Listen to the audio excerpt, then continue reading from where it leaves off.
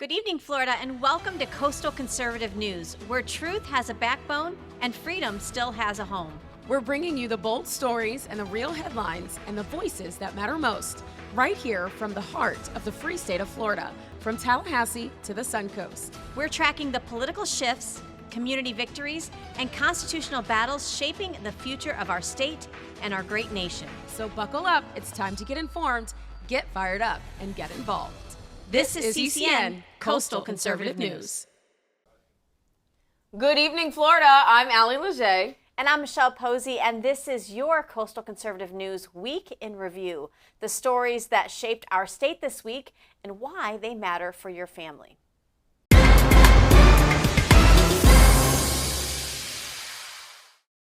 All right, in case you missed it, Seminole County, a story that raises serious questions about police oversight and taxpayer accountability. A Sanford police officer, Ronnie Neal, has been arrested on nearly 80 felony counts of official misconduct. Investigators say he created fake off-duty details, billing the city for hours he allegedly never worked. This isn't just one bad decision. This is systematic fraud scheme that went on long enough to involve dozens of falsified entries. And here's why this matters.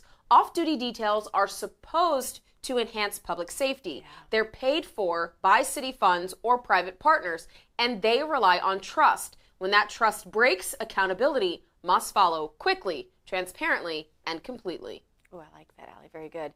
Meanwhile, in Tampa, detectives are asking for the community's help after 34-year-old James McClellan Jr. was found dead in an empty lot on East 18th Avenue.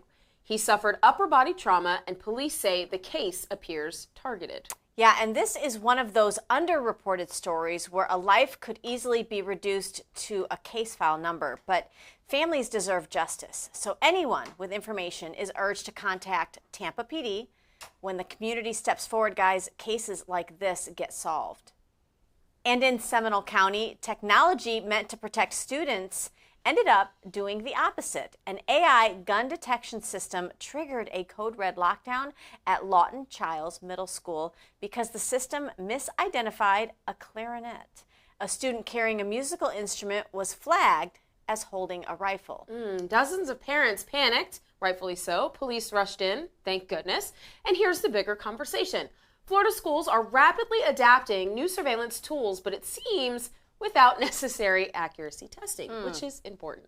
The program may be a little too sensitive, but we'll keep an eye out for more on these AI surveillance initiatives. Yeah, and this is the year where we're actually they're rolling out as a trial, so yeah, we'll see what happens. It's a good trial run. Sure, absolutely. And Florida lawmakers have filed the Yaya Alert Act, a proposal requiring police to immediately notify nearby schools and children's centers when a violent suspect is at large. Yeah, it's named the 9-year-old Tiana Yaya Major Act.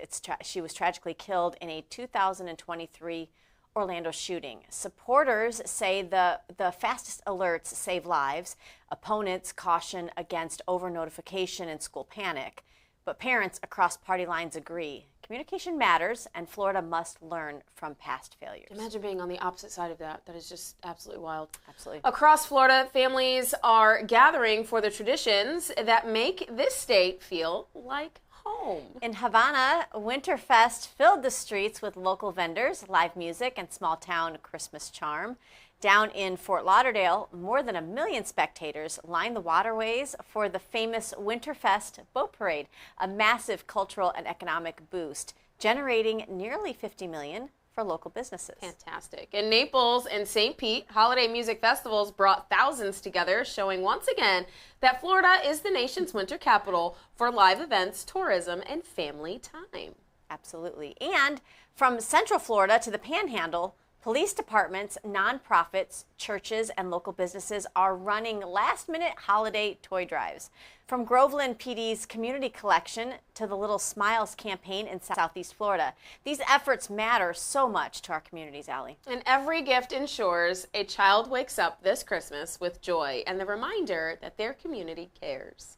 Now, Governor DeSantis has unveiled major health investments as part of the Florida First budget, totaling $4.1 billion for health programs statewide. Yes, that includes money for medical workforce expansion, mental health support, rural care, and critical infrastructure. But here's where we go beyond the headlines here at CCN. The real question is implementation. Will this money strengthen frontline care? Will it reduce wait times and make healthcare more affordable? Those answers will come not from press releases, but in time from feedback and oversight. Absolutely. Now, in Tallahassee, a major health system shift is underway. FSU and the city have reached a tentative deal allowing FSU to take over Tallahassee Memorial Hospital assets, a long-term investment valued at $1.7 billion over the next 30 years. In exchange, FSU will pay the city $109 million over that same period. This could transform TMH into a full academic medical center, attracting new doctors, improving research, and expanding patient care. And just as families head into the holidays, a major payer-provider contract dispute in South Florida could disrupt insurance coverage for thousands of patients. Doctors and hospitals warn that patients may have to switch providers or face high out-of-network costs with very little notice. This is exactly why we need price transparency, competition, and patient choice, not bureaucratic battles that leave families stranded just days before Christmas. Right, now moving into environmental stuff. That's right. Conservatives here care about the environment. Florida's facing environmental challenges this week, and unusually these alerts are arriving in the middle of December, which is early. It is early. It's a little weird. In Bay County, a red tide health alert remains active across East, West, and North Bay. State tests show elevated Carina brevis levels stretching across parts of the Panhandle. Wow. Multiple counties, including areas around Lake Okeechobee, are also dealing with blue-green algae advisories. Sorry. Absolutely. Well, and red tide isn't just a beach issue. I was going to say adversaries. We've been reporting on that news all day. Well, it's funny because red tide it isn't just a beach issue. Right. I know we think it affects our tourism here, but it not only affects tourism, it affects fishing, real estate values, respiratory health, and Florida's economic identity. And this is the peak season for people to come down here. These winter alerts raise tough questions. What's driving the persistence of these blooms? And are current water management strategies enough? I'm sure as more research is done, and we know the governor's office is pouring a lot into this, a lot of resources, we will soon hopefully have those questions answered. Absolutely. And to address long-term water problems, the governor's budget dedicates $1.4 billion to the Everglades and statewide water quality projects. That brings total water and Everglades funding under his administration to nearly $9.5 billion. Yeah, it's one of the strongest environmental investments of any state administration in the country. The challenge, as always, is results, reducing nutrient runoff, improving stormwater systems, and restoring natural flow before more coastal communities see December blooms become the new norm. Right. Environmental groups have filed new objections to potential offshore drilling in the eastern Gulf, warning it could threaten fisheries, coral systems, and the massive Everglades restoration effort nearing completion. Right. Now, Florida's position, Republican or Democrat, has long been very clear. Protect the Gulf, protect our coastline, protect our tourism economy. This debate will continue into 2026 and could shape the next federal leasing cycle. Interesting. Yeah. All right, now moving into more about our water pollution and health. One investigative report this week deserves a little bit more attention. The Tampa Bay Times has released a detailed look at how polluted waterways, weakened enforcement, and recurring algae outbreaks are impacting Floridians' health. It's a reminder that environmental issues aren't abstract. They show up in emergency rooms, small businesses, lives of families who fish, boat, or simply live near our rivers and bays. Keep it here at CCN as we continue to cover this important issue. Switching gears to the games that rocked Florida, the Gators took down Florida State in a decisive rivalry victory, bringing energy to a rebuilding season. Awesome game. The rivalry continues as the Gators have the bragging rights for the next year. Wow. Gosh. And now on to Florida basketball. The Gators basketball team is ranked number 10, and they looked every bit the part, with Xavier Lee scoring 20 points, including 17 in the second half. Florida basketball is officially back on the national radar, with the Gators scoring 90 points, solidifying their win over Providence's 78 points. Yeah, now Miami beats Ole Miss, but don't sleep on the Hurricanes. Miami notched a strong 75-66 road win. The kind of game that boosts tournament seeding come March, Allie. It's so good. It's exactly the kind of November win that carries weight into March Madness, helping with seeding and strengthening Miami's national profile. Good job, you guys. Yeah, moving on to high school football state championships. We're going to switch some gears. It was a historic weekend, Allie, for high school football across Florida. Yes, it with was. championship games delivering some of the most memorable moments all year. In Class 7A, Lake Mary won its first ever state title, defeating Vero Beach 28-27. Ooh, that was a nail-biter. I know, on right? a miracle touchdown. Wide receiver Barrett Schultz caught the ball near the goal line, and teammate Tavares Brundage Jr. ripped it from his hands, driving it to the end zone for a winning score. Oh my gosh. A play that instantly went viral. I know the parents in that stadium were just losing their minds. I know I would. And their voice, probably. And their voice. Great job, Lake Mary. Good job. In Class 3A, Jacksonville's Rains High School completed its revenge tour, Go guys. winning the state championship 23-22. Another nail-biter over Miami Northwestern, finishing the season as Florida's only undefeated team. Woo! Way to go. Good job. Other championships include West Boca Raton in 6A, St. Thomas Aquinas in 5A, American Heritage in 4A, Cardinal Mooney in 2A, and Cardinal Newman in 1A. Yep. These programs continue to show why Florida is the high school football capital of America. Absolutely. We got to beat Texas. Ooh. They were fighting words. It's all right. Now, Sports Illustrated also released its final Florida Top 25 rankings. IMG Academy closes the year at number 1, followed by St. Thomas Aquinas, Cardinal Mooney, and a resurfacing of the top 10 after championship weekend. That's pretty amazing. See what I'm saying? Texas ain't got nothing on Florida. Great moment to recognize athletes across the state. The discipline, the grind, and the team culture that Florida kids are known for. This is pretty amazing. Our Florida kids are going to dominate the Patriot games. Oh, yes, that's right. Coming in 2026. All right. And in college football, we had USF and Old Dominion. Old Dominion coming out as the victor in the Cure Bowl in Orlando. They won 24-10, Allie. Wow. Both teams were chasing 10-win seasons, and USF star QB quarterback Brian Brown has opted out as he elevates his future after the coaching change. So backup Gatson Moore had stepped in as quarterback. Wow. It's a big opportunity for him Yeah. and a big moment for the Bulls. But unfortunately, they did not win this year. They did not pull it through, yeah. All right, you guys, now that is your week in review. When we come back, we're taking it local with Raj Dorsami as he joins us for Suncoast Community with stories, people, and events from right here along the Gulf Coast. They told us to sit down, shut up, and trust the narrative. We said truth doesn't whisper, it shouts. At Open Mic with Allie and Michelle, we're bringing you real news, bold voices, and grassroots firepower every single week. That's right, unfiltered, unafraid, and unapologetically American. Because this mic is always open.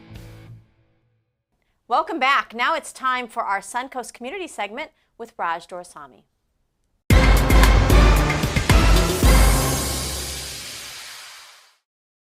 Hi, this is Raj Dorsami from Rhode Island, actually, and I'm at the police station here where breaking news will be released in just a few moments. There's a press conference with new leads on the perpetrator behind the tragic shooting here in Rhode Island. Tonight, the most striking revelation you'll see from this press conference at the Providence police station, it was what wasn't said. While officials stood shoulder to shoulder insisting that they work together in perfect unity, the lack of accountability could not have been clearer. Brown University avoided every direct question about the failure to protect children, the students rather. No real answers about why a building was left unlocked, No answers about a stranger walked into the space without a challenge. No answers about why there were not enough cameras in that building to capture a clear image of the shooter. Ultimately, the footage that was used, that was pivotal, was footage from a car rental facility. Look at this video showing how the president of Brown University, allegedly paid $3 million a year, a university that's sitting on $6 billion in endowments, how she responded to a very direct question. And notice, after she asked the question, how quickly she seeks to get off the podium. Any sense of taking responsibility on behalf of the students that trusted her is absent. Take a look. But, yeah. Dan. President Paxton, Dan Janney from NBC 10. I want to go back to the question I asked you Saturday night when I first arrived on the scene. There were no cameras in this building. And law enforcement, some that are standing up behind you, have said if Brown had cameras in that part of the building, we would have gotten this guy. And it may have stopped this swirling action. Can you answer that question for me? Well, I don't think we have said the locations of cameras at Brown. But there's no cameras in that building because why would they take it from a rental car agency? We have 1,200 cameras at Brown. But not in that building. We have some in that building. It's a large complex. And I think what you would see is the video evidence in this case, from my perspective, I'm not a law enforcement agent, has been incredibly helpful. The moving of the person around the neighborhood, those video images, they help crack this case. So I think video was important. And as the Attorney General explained at a recent press conference, this individual was not spending his time on the Brown campus. He came into a building on the edge of the campus, he left, he was in the neighborhoods. The investigation focused on the neighborhoods, the video was there, and that was really, really instrumental in cracking the case. What we heard was deflection, explanations about how the investigation moved quickly, how agencies cooperated, how video came from everywhere except the scene. Disgusting. Now, let's look at the Brown University's own security chief and look how he responded to a very direct question. And notice how he also, ultimately the man responsible for the safety of these young people, how he tries to get off the stage. Take a listen. In October, the Brown Daily Herald reported that you had a vote of no confidence in your leadership, and students were concerned for their safety and the fact that you had prioritised desk jobs over having over field jobs and having more people patrolling the campus. Now, in light of this, do you accept any kind of responsibility for this? And now that we have given these prior warnings, are you going to reevaluate how the Brown police operate in the future now, so this doesn't happen again and these students can feel more safe on campus when they return? Great. So as I stated earlier, I'm profoundly proud of the men and women of public safety and profoundly proud of our police department.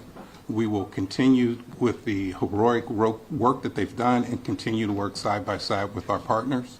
And everything else that comes with that is a continual effort to do what is best for the safety and security of our campus. But will you reassess how the people are allocated within your department? Every single day, we work and endeavor to keep our campus safe, whatever that entails and all that entails. Meanwhile, the university painted a picture of unity and calm. Their faces told a different story. Forced smiles, clenched jaws, eyes fixed away from the camera. And while leaders spoke about lockstep cooperation, the body language behind them suggested strain, uncertainty, and disconnect. A room full of people trying to hold a narrative together. Just look at the body language of the people on stage. This story did not begin with the investigation, it began with a preventable failure. And it mirrors a larger truth. Putting guns out of the hands of honest people does not stop violent crime, it encourages it.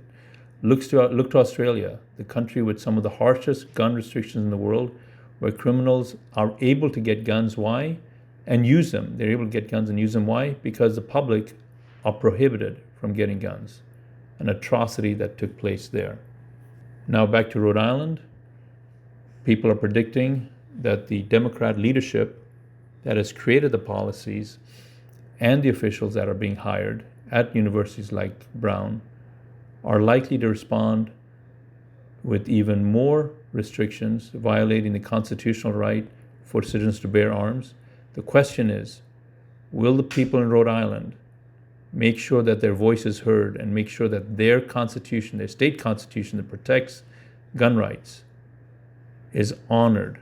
Or will they, like Australia, be misled, misguided, and fall into the trap of losing the few gun rights they still have? That remains to be seen. Michelle and Ali, back to you. All right, guys, stay with us. Political Pulse is coming up right after this commercial break. They call masculinity toxic, but the truth is, God calls it sacred. My name is Camden Bedinghaus, and I've seen how the world takes what God meant for us as men and turn it into this thing called toxic masculinity. I wrote Fearless Masculinity because my generation's been lied to. You know, we've been told to sit down, stay quiet, and apologize for being men. This world doesn't need weaker men. It needs men who are willing to stand up and become fearless. Men who protect their families, serve their communities, and live without fear. Fearless Masculinity is a roadmap to discover who God truly made you to be as a man. It's about rediscovering purpose, building courage, and stepping into who God truly calls you to be. If you're tired of being called toxic just for being a man, and you're tired of shrinking back, tired of silence, this book is for you. Are you ready to step up? If you are, go to CamdenBedinghaus.com to get more information and become a fearless man of God.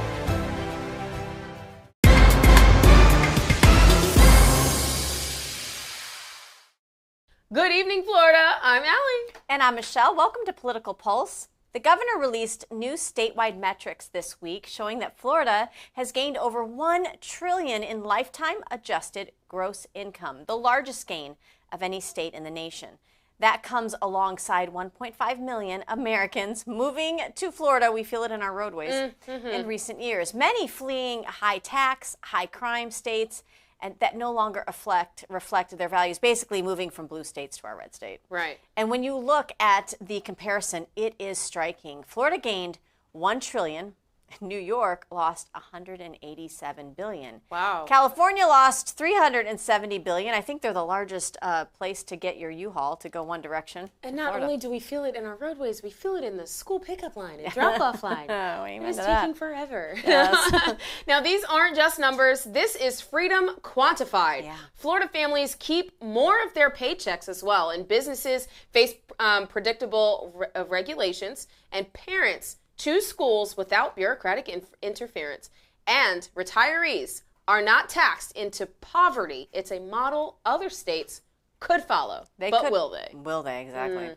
Now, the governor also has highlighted Florida's continued economic outperformance, $1.8 billion in tax relief since 2019, the lowest unemployment rate among the nation's top 10 largest states, and record tourism stronger than pre-pandemic levels. My goodness. Florida's crime rate has dropped 28% since 2018 compared to rising crime in major blue states, and also property insurance reforms that are beginning to stabilize the market after decades of structural problems. Yes, and when you pair that economic strength with population growth, Florida is now the model for how states can thrive when government stays limited, accountable, and really focused on results. Absolutely. Now, another major point in the governor's briefing, Florida now ranks as one of the most strategically important states in the nation for transportation and defense positioning.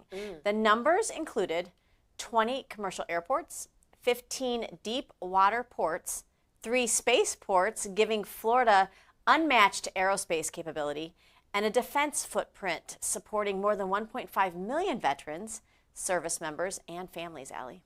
These matter because infrastructure and defense readiness create real jobs, strengthen national security, and ensure Florida remains the gateway for commerce, innovation, and military preparedness. Other states delay, Florida builds and leads the way. That was poetic. I like that. On education, Florida continues to lead the nation according to the governor's report. Florida ranks #1 in education freedom, #1 in parental rights, #1 for higher education affordability, and the Guardian program continues to expand, giving schools additional layers of protection. Yes, parents are choosing Florida because they trust the system here. They know that curriculum will be transparent, that schools will stay focused on academics, not activism, and that their children will be safe. This is what happens when a state listens to and prioritizes families first. Absolutely. Now, the governor also reaffirmed Florida's commitment to religious liberty, an area many other states have politicized or even weakened.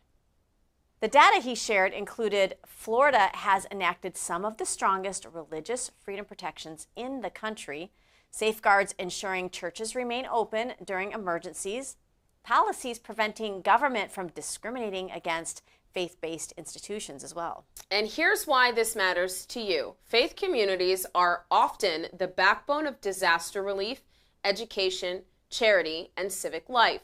Florida recognizes that and protects it as it should. Now, on public safety, DeSantis highlighted a series of long-term crime reduction accomplishments. A 28% statewide crime reduction since 2018. Florida is one of the only few states where violent crime has consistently declined. Recruitment bonuses bringing thousands of new officers to the state and improved sentencing for repeat violent offenders. Yeah, Florida didn't get safer by accident. It got safer because lawmakers prioritized enforcement, strengthened laws, and supported officers instead of handcuffing them with red tape. As the governor put it, families deserve safety without apology. And we agree. And one of the governor's strongest points this week focused on illegal immigration enforcement. Here's what he highlighted in the report. Florida has conducted over 11,000 transport missions related to unlawful entry. 3 major multi-agency operations targeting trafficking networks, hundreds of dangerous criminal aliens arrested, and the state continues aggressive employer compliance audits through E-Verify. Local agencies are partnering with the state to expand tracking of trafficking-linked immigration cases. The federal government is deporting criminal aliens every day. That's a core part of immigration enforcement.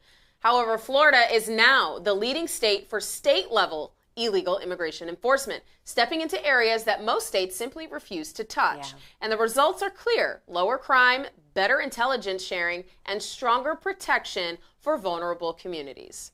Absolutely. Now, moving on to what is happening with our Attorney General Uthmeier.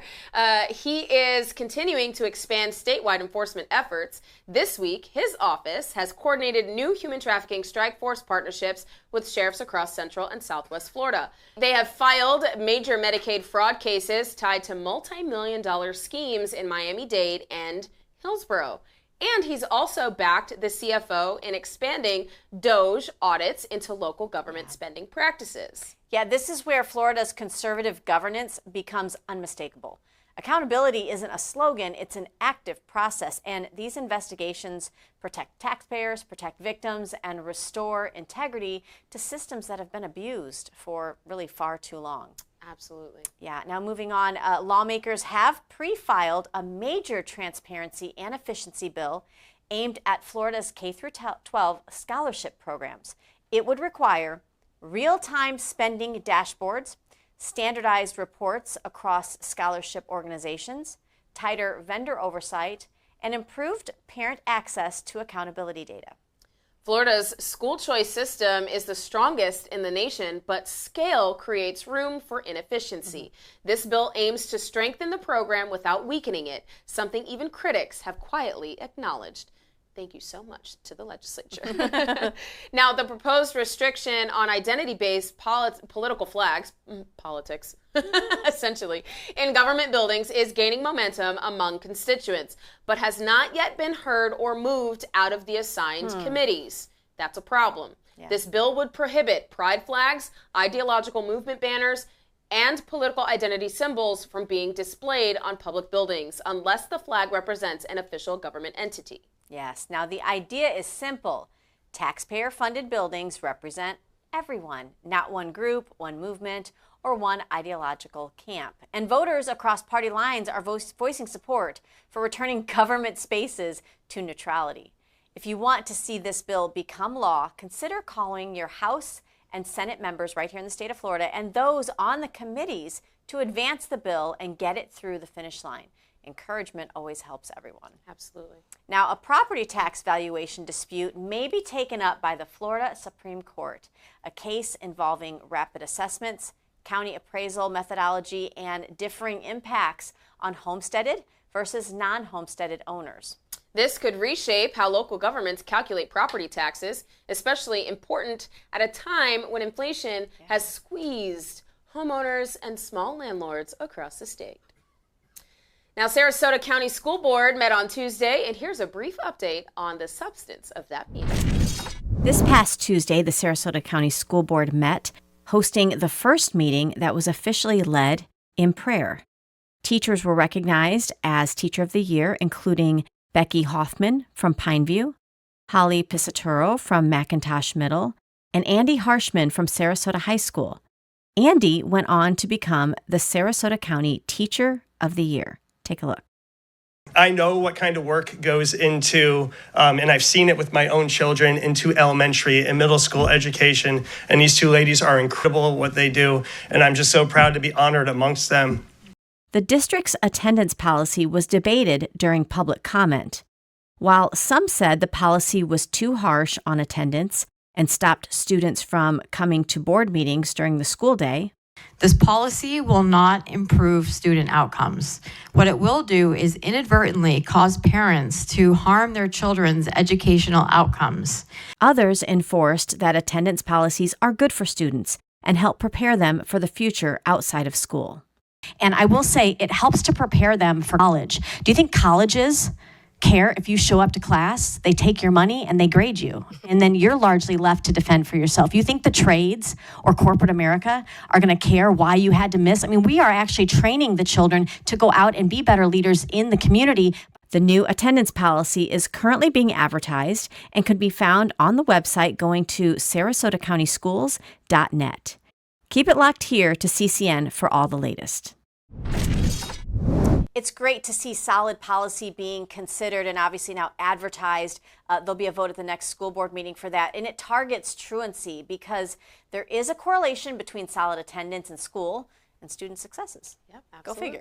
Go figure. Now, following multiple DOJ audits, lawmakers are preparing new requirements for universities to publicly disclose all DEI spending, justifications demonstrating academic or student benefit, and proposed restrictions requiring board approval of DEI hires. Yeah, this is one of those areas where transparency is truly the real reform. When spending is exposed to the sunlight, inefficiency collapses quickly. Yep. We turn now to Orlando, where one of Florida's largest school districts has taken a major step toward closing 7 neighborhood schools because of declining enrollment and shrinking dollars. This is Orange County's Public Schools, OCPS, the district that serves the core of Metro Orlando. Wow. After hours of debate this week, the Orange County School Board voted to move forward with a consolidation and rezoning plan that is widely expected to end with 7 campuses shutting down at the end of the school year. These schools are Bonneville Elementary, Chickasaw Elementary, Eccleston Elementary, McCoy Elementary, Meadow Woods Elementary, Orlo Visto Elementary, Union Park Middle School. Wow. Right now, the board has not taken the final yes or no vote on closure, but they have directed staff to redraw attendance zones, run community meetings in January, and prepare for consolidation, which is usually the last step before schools actually close. So why is this happening? OCPS says the problem is simple. There just aren't enough students in these buildings anymore. Well, that's odd because more people are coming here in record numbers. It makes you wonder. District enrollment has dropped by more than 8,300 students over the last 3 years and by roughly 5,500 students this year alone. That's about a 3 to 4% decline in a very short time. Because state funding follows the child, OCPS says it has tens of millions fewer dollars, including about $10 million a year tied directly to these under-enrolled schools. The superintendent, Dr. Maria Vasquez, has been very blunt. She told local media if she had any way to financially support these schools, she wouldn't be having these conversations. And I think that would be the sentiment of many. It is. And so that's just showing that people are using their vouchers to go to other schools. Makes you wonder really why. Let's talk about capacity. How empty are these schools? The numbers may shock you. According to the district's own data, Bonneville Elementary has 380 students in a building built for 938 students. That's about 40% full. Wow. At Cleston Elementary, 337 students that can have 684, so that's only 49% full. Orlo Vista Elementary, 432 students with a capacity of 735, that's only 59% full. Meadow Woods Elementary has 513 students in a school built for 837. That's only 61% full. McCoy Elementary, 453 students with a capacity of 834. That's only 54% full. Chickasaw Elementary has 504 students in a building that could hold 888, taking it to 50% full. Union Park Middle has 565 students in a campus designed for 1,478 students. That's just 38% full. Now, in some neighborhoods, even if every school-aged child went to the local public school, the building still wouldn't be full. That's how far enrollment has fallen. Now, what is driving these enrollment drops, right? Now, that's probably what you're asking. Yeah. I know I'm asking that question. So the OCPS leaders point to a few factors: lower birth rates, an aging population in neighborhoods, families using state vouchers to move to private or homeschool options, and get this, changes in federal immigration policy that have reduced the number of school-aged children in the area. Is that the same as saying we have a high level in Orange County, a high level of illegals using our school system that are here? Possibly. Maybe? Okay. All right.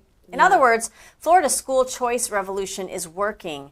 Families are exercising options, but the old system hasn't adjusted. You now have big, expensive buildings that are half empty while state dollars follow students out the door. So you're probably asking, what's the district's plans next?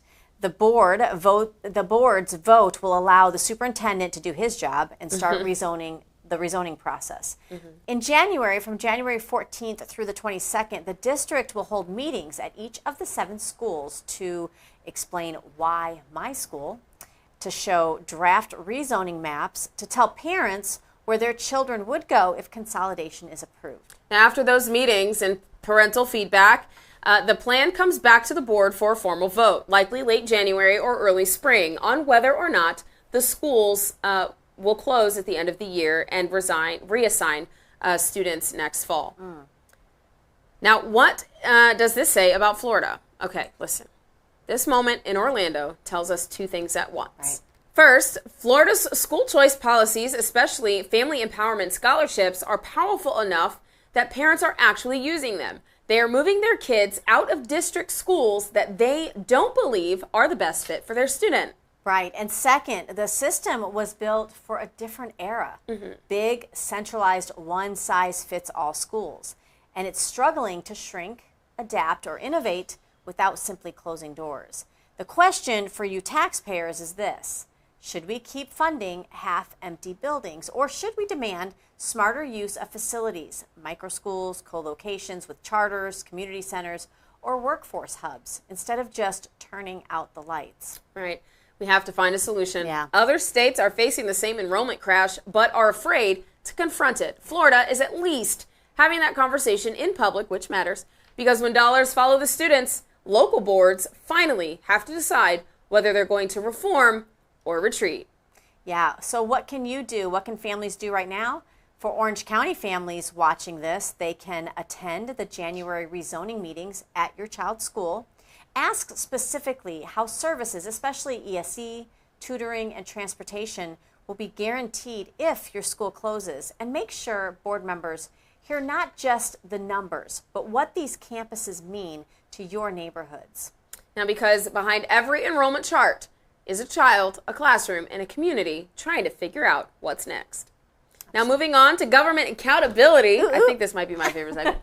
Tonight, we're taking a deeper look at one of the most aggressive government accountability proposals Florida has ever seen in decades. Yes. CFO Blaise Ingoglia has rolled out part one of his new legislative package, a package designed to shine a spotlight on how local governments spend your money and what happens when they don't play by the rules. This proposal establishes the Florida Agency for Financial Oversight, also known as FAFO.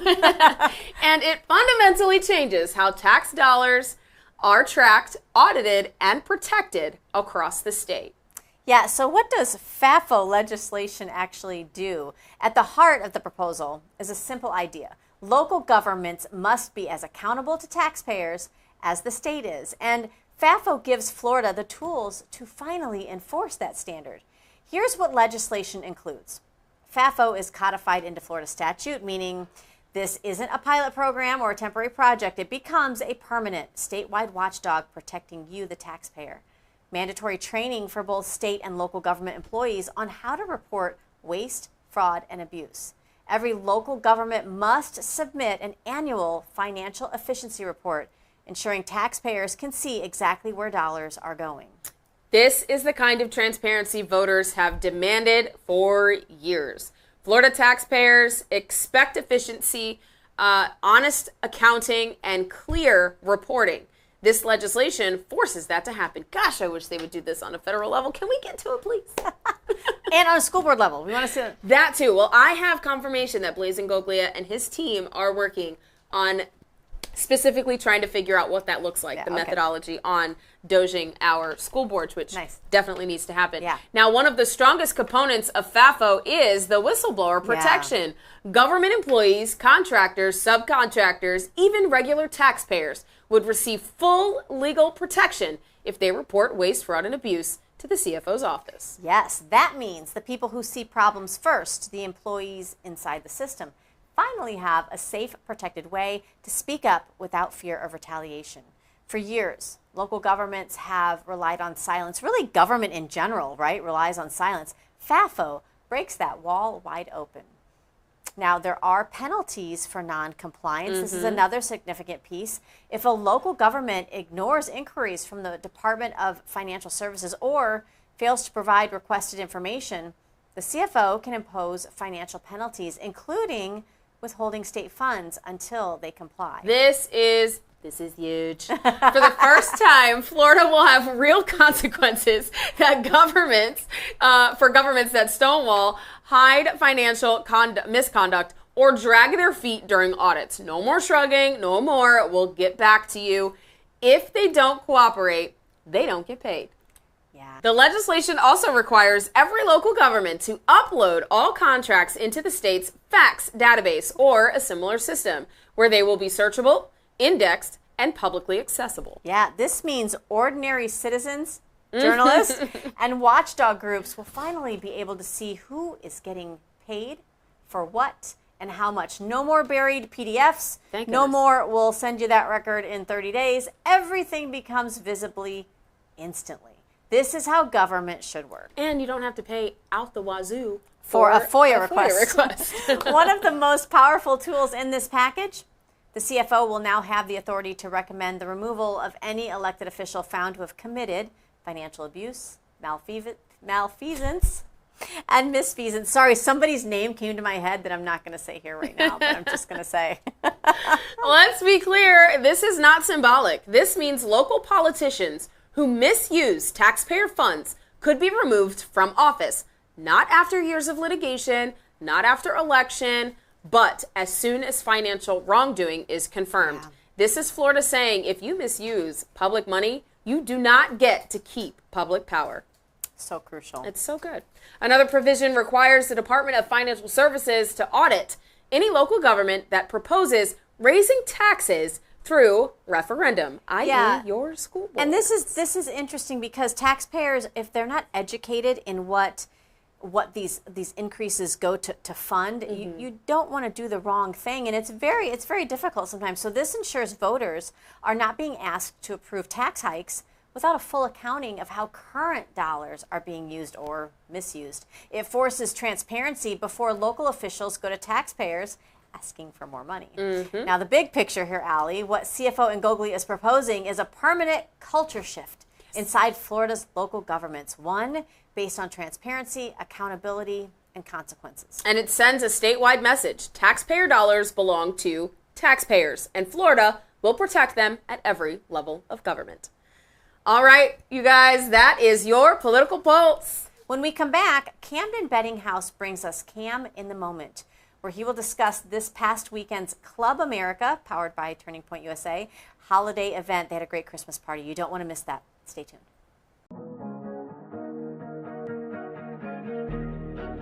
Hi. Hello, how are you?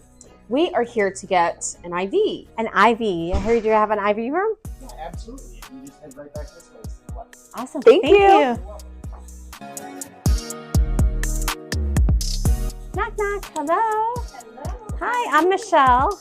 I'm Sarah. Sarah. This Hi, is Allie. Nice to see you. How can I help you? We're stressed. We're moms. We've got multitasking going on. I feel like I fall victim to like a brain fog a little bit. I don't know if that's my age or whatnot. You need a little bit of clarity, a little bit of energy. Yep. Right? Is there of an IV that you would recommend for that? Thank you. We call this the brainstorm. The brainstorm. The brainstorm. Come visit We the People Health and Wellness Center, where medical freedom exists. Welcome to Cam in the Moment here on Coastal Conservative News. I'm Camden, and here are your week's biggest moments coming up.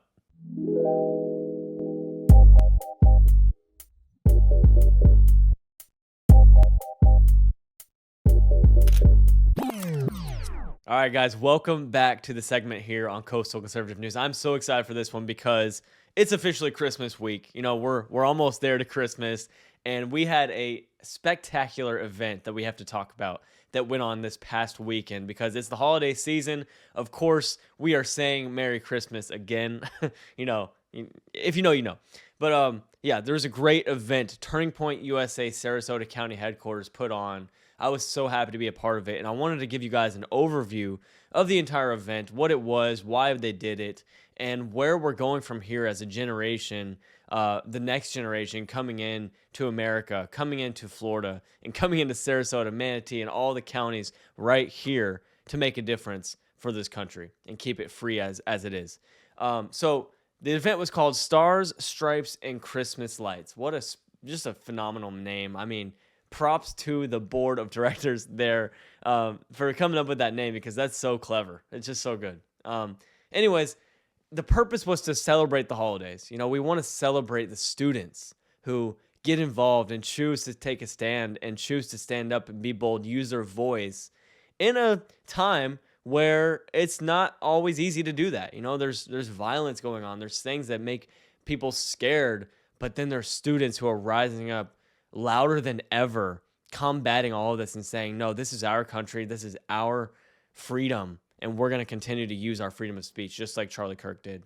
And I wanted to show you guys a special highlight reel of the best moments of the event. So watch this.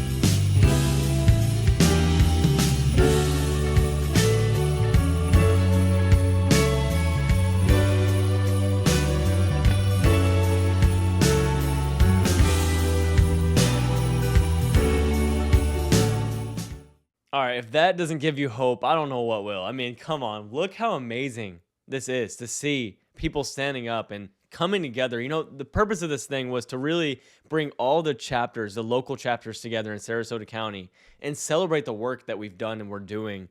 And in attendance, we had students, local chapters, like I said, families, and a huge, strong turnout of people that just say, we're ready to celebrate all this stuff. It's just amazing. I love it. I'm so glad I got to be a part of it and speak. You know, I said a little bit about how important it is that students are choosing to stand up in a time like this. I mean, we are called for such a time as this, and it's just nothing unlike anything we've ever seen. And so today I wanted to actually bring on the vice president of Turning Point Sarasota County headquarters. So joining me now is Kaya, vice president.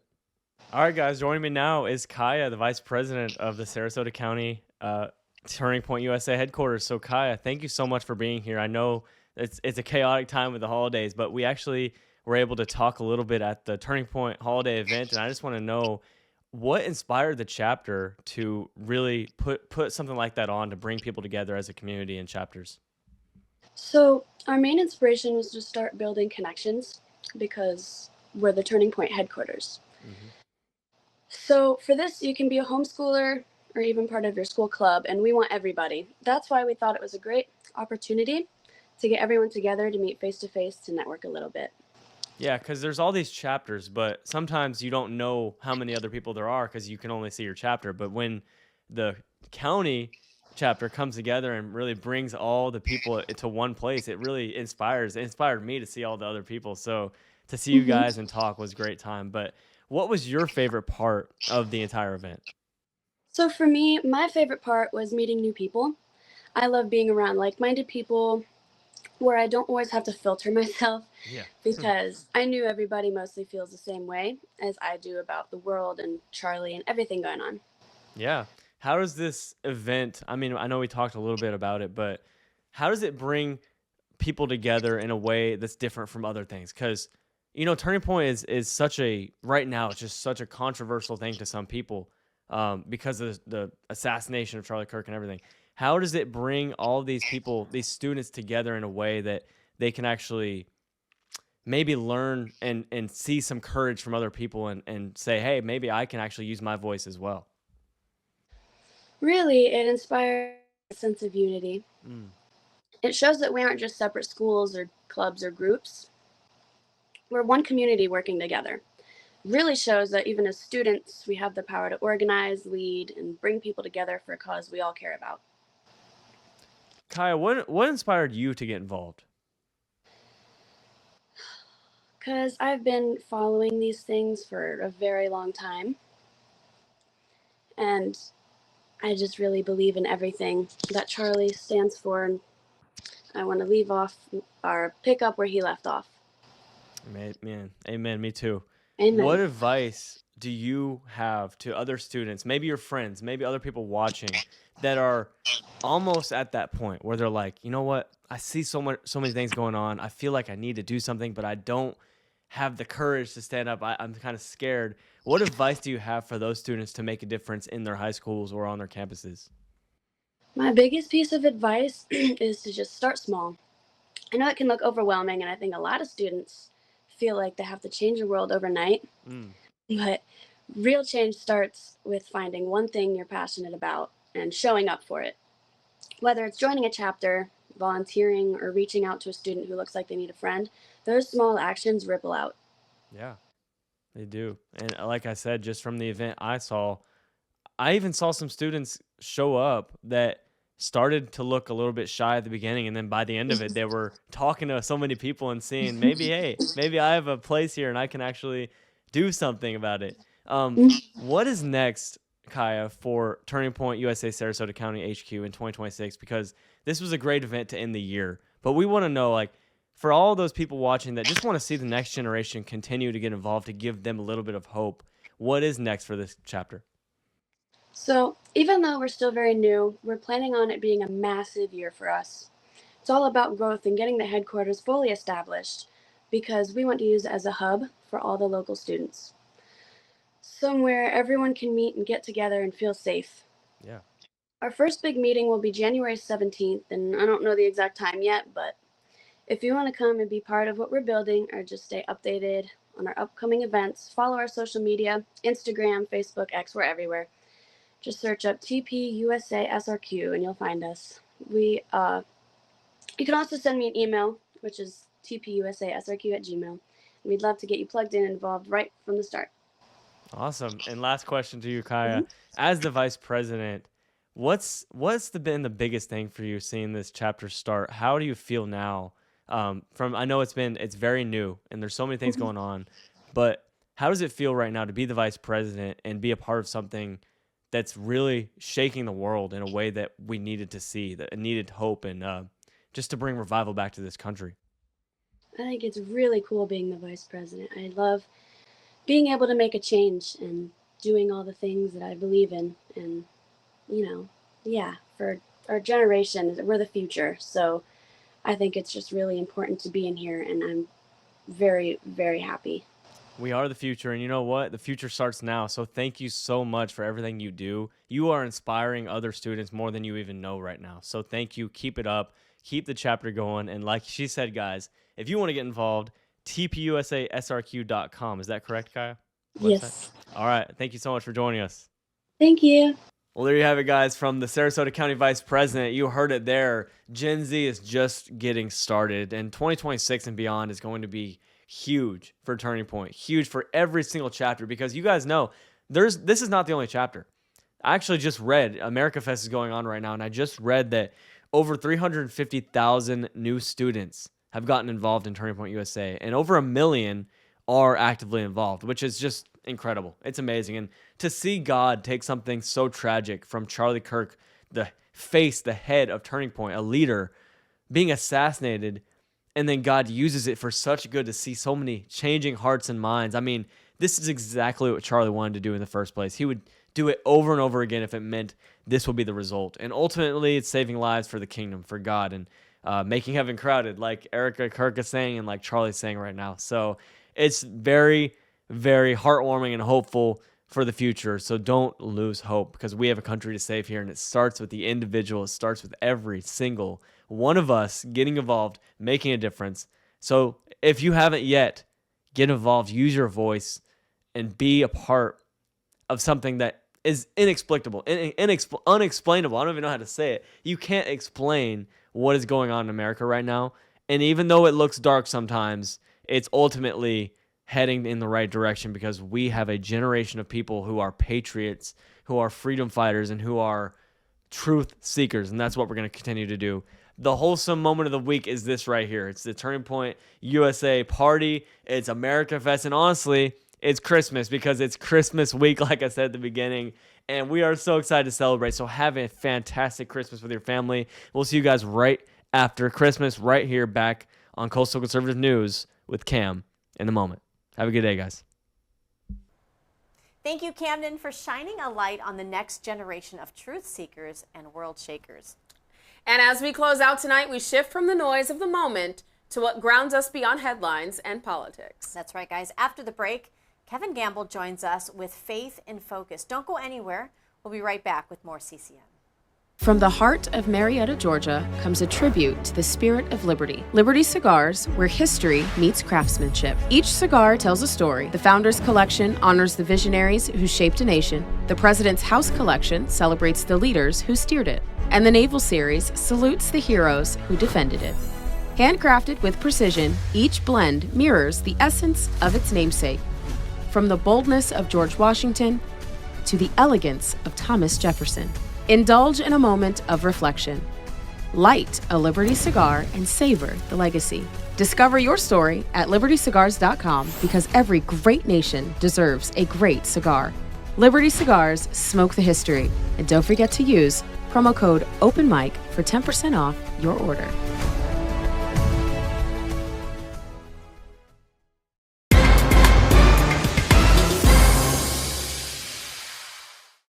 Welcome back to Faith in Focus. Today we're going right into the heart of 3 objections people love to raise from Genesis chapter 3. What's the real difference between Eden and heaven? Why on earth did God plant the tree of knowledge if he knew Adam and Eve were going to eat from it? And if God is all-powerful and all-knowing, why does he walk in the garden asking, "Where are you?" Let's dive in. First, Eden and heaven are not the same place at different times. They are completely different chapters in God's story. Eden was the probationary beginning, the starting line where morally significant free will had to include the real possibility of sin. Think of it as the first day of marriage. You can choose faithfulness, but you can also choose betrayal. That possibility has to be on the table or love is not love. Heaven, on the other hand, is the consummated end, graduation day. Everyone who steps through those gates has already freely chosen God, often through a lifetime of struggle, repentance, and grace. In heaven, we still possess libertarian free will, but we are confirmed in our righteousness. Our desires have been so perfectly aligned with God that sin is now unthinkable. The same way a happily married couple after 50 years still could cheat but no longer has the slightest desire to. Eden allowed the risk. Heaven removes the rebellion without removing the freedom. Question number 2. Why plant the tree of knowledge of good and evil at all if God already knew they were going to eat the fruit? Because God possesses middle knowledge. Before the divine decree, he knows exactly what every free creature would do in every possible circumstance. In some possible worlds, Adam and Eve freely obey and never touch the tree. In others, they freely disobey. Out of all the feasible worlds, God actualized this one, the one in which they would fall, because permitting that fall makes possible the far greater goods of redemption, the incarnation, the cross, and a heaven filled with people who know the depth of grace. The tree was never a cosmic trap, it was a boundary of trust. Without a clear do not, obedience has no moral weight. God didn't cause the sin, he permitted it, and he did so knowing that the story of rescue would be infinitely more glorious than a story that never needed rescuing. And finally, the question that makes God sound like he's playing hide and seek. Adam, where are you? If God is omnipotent and omniscient, why is he asking questions he obviously already knows the answer to? This is because of anthropomorphic language used to convey theological truths. God graciously stooping to speak on our level. When a parent walks into the kitchen, sees chocolate smeared on their toddler's face, and asks, "Did you eat the brownies?" the parent isn't looking for information, the parent is looking for confession and relationship. Genesis 3:9 is divine pedagogy. God's question is an invitation, not an interrogation. His omniscience is never in doubt. His love is relentlessly relational. So here's the takeaway.